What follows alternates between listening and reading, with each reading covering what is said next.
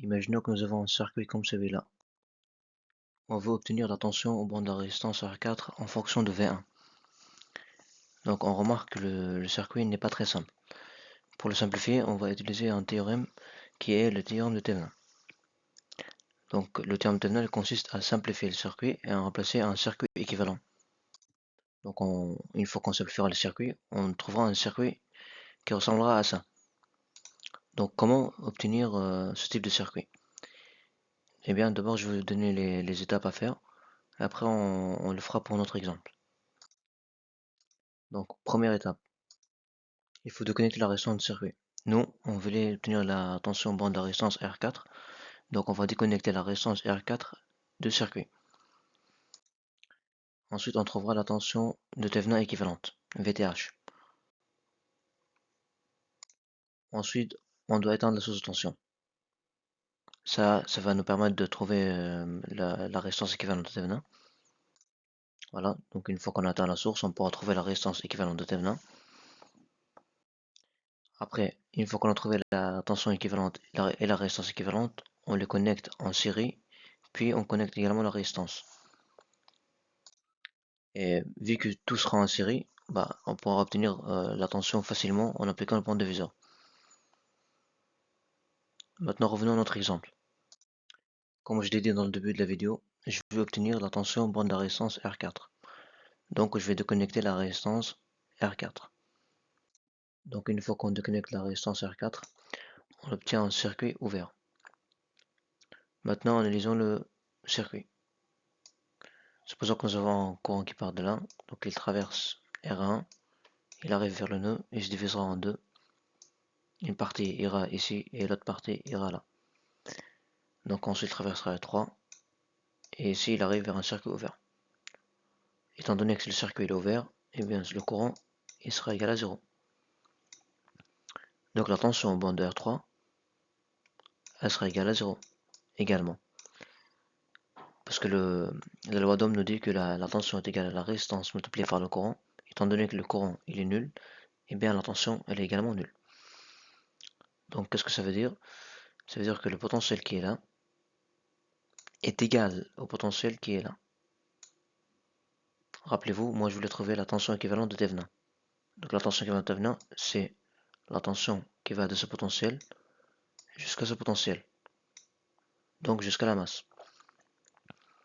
Mais vu que ce potentiel il est égal à ce potentiel, et bien le fait de trouver la tension de ce potentiel sera la même chose que de trouver la tension de ce potentiel, tout simplement.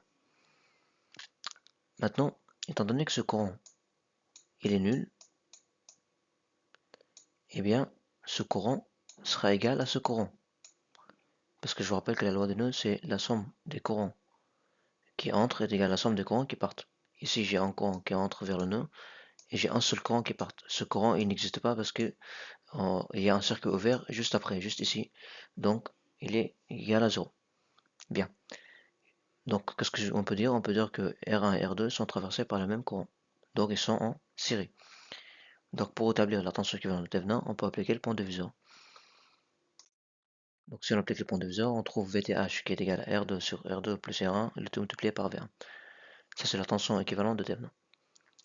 Maintenant, on va trouver la résistance équivalente de Thevenin. Donc, on va déconnecter, enfin, on va remplacer la source de tension par un fil. Donc, on va éteindre la source de tension. Quand on éteint la source de tension, on obtient un circuit comme celui-là. Ici, qu'est-ce qu'on remarque? On remarque qu'on a un potentiel ici, qui est le même, qui est connecté à la fois à R1 et à la fois à R2. Également, on a un potentiel qui est là, qui est la masse. Elle est connectée à la fois à R2 et à la fois à R1.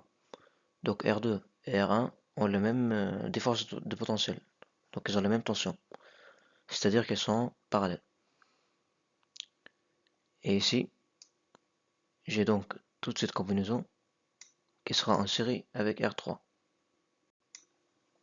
Voilà. Donc la résistance équivalente de Thevenin sera égale à R1 fois R2 sur R1 plus R2, le tout plus R3. Donc Maintenant, j'ai trouvé VTH et RTH. Je peux donc les connecter en série de cette manière-là, comme vous pouvez le voir. Et ensuite, je reconnecte la résistance que je vais déconnecter au départ. Et j'obtiens mon circuit équivalent de Thevenin.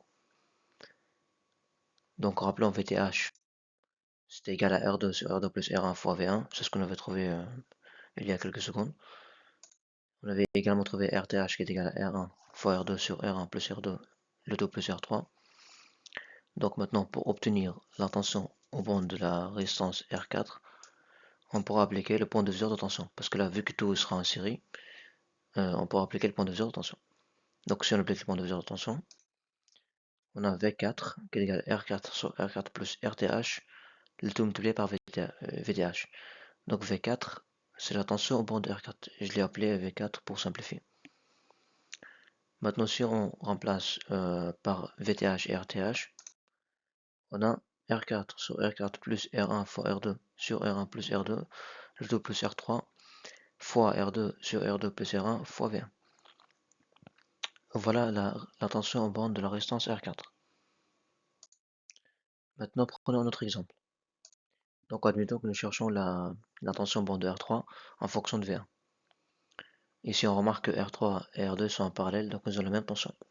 Bon, si on veut trouver la tension en bande de R3, on va suivre donc les mêmes étapes qu'on a fait il y a quelques instants. On va déconnecter la résistance R3, puis ensuite on va étendre la source de tension V1, et une fois qu'on trouve la résistance équivalente et la tension équivalente, on pourra tout connecter en série et remettre la tension R3.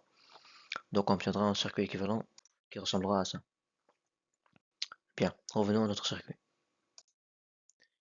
Donc si je déconnecte la résistance R3, j'obtiens un circuit comme celui-là. Qu'est-ce qu'on remarque ici? On remarque qu'on a un circuit ouvert. Donc, comme on l'a dit, dans un circuit ouvert, le courant il est égal à 0. Donc le courant qui traverse R1 sera le même que le courant qui traverse R2. Donc R1 et R2 ils sont en série. Je peux donc appliquer le point de diviseur de tension. Si j'applique le point de diviseur de tension, j'obtiens VTH qui est égal à R2 sur R2 plus R1, le tout multiplié par V1.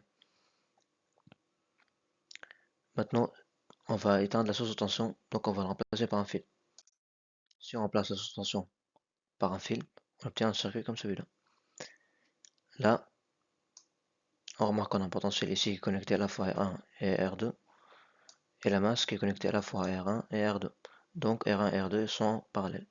La résistance équivalente de Thevenin sera égale à R1 fois R2 sur R1 plus R2. Bien. Maintenant, j'ai trouvé VTH et RTH, je peux donc tout connecter en série. Si je connecte tout en série, j'obtiens un circuit comme celui-là.